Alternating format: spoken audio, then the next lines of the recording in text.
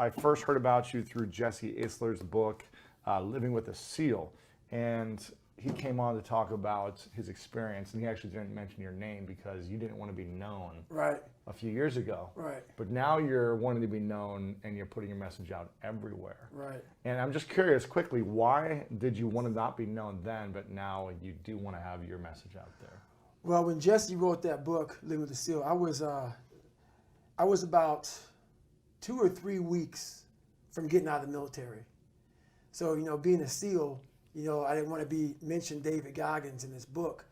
So the second the book popped, I was retiring. So the book came out November 15th, or November 1, 2015, and I retired November 2015.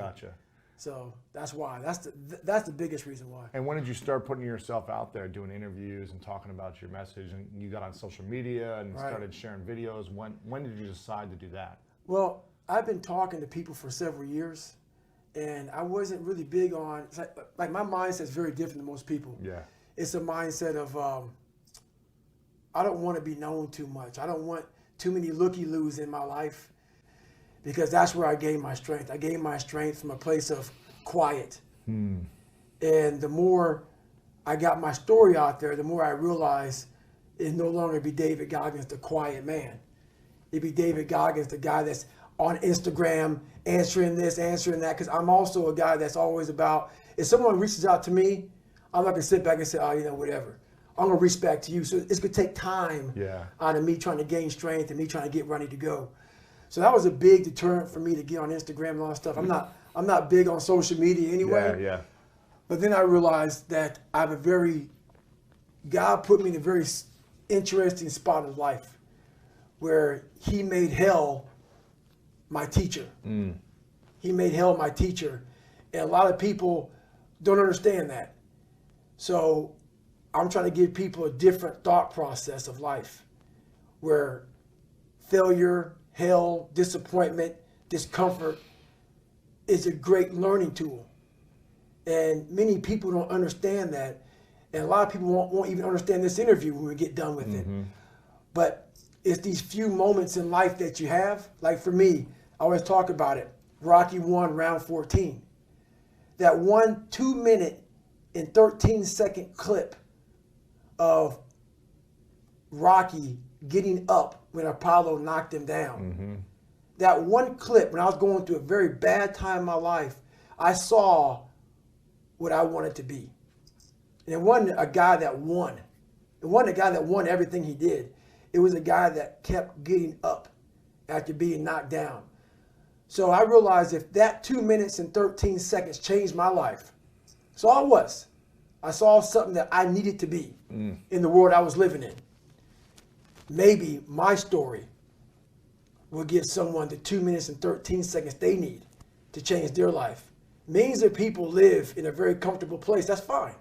Don't listen to me. A lot of people are looking for that 2 minutes and 13 seconds. And I might be that person. That's why I started sharing it. Yeah, you talked about in the very beginning, I like this. What did you say here? Your job is to be the best of your ability. This will hurt. The mission is not about making yourself feel better. The mission is about being better and having a greater impact in the world. And it sounds like you understanding the fact that you need to put yourself out there a little bit more is going to reach more people and impact more people, as opposed to always being quiet. Is that what I'm hearing you say? Exactly. I had to find a happy medium. I had to find a happy medium because what's the point? Like, we all have a story. And I believe that we're all teachers. We're all teachers.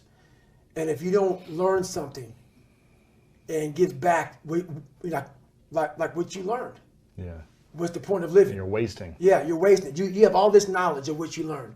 Some people may think you're crazy. Some people may put a title on you, but it is those few people who are like, you know what, I need to hear that.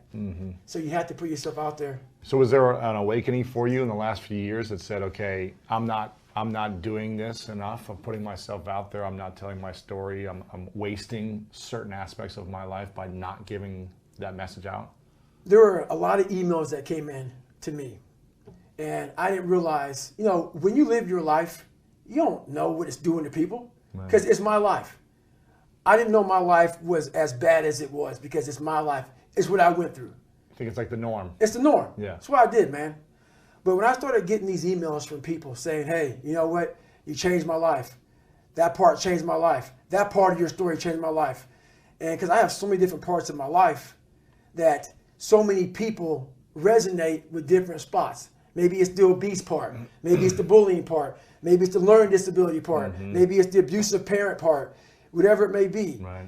So many people draw from my story, and I started getting these emails. And I was like, God, man, you know, and I'm a big believer in something more powerful than me. I don't know what it is, but I'm not the end all.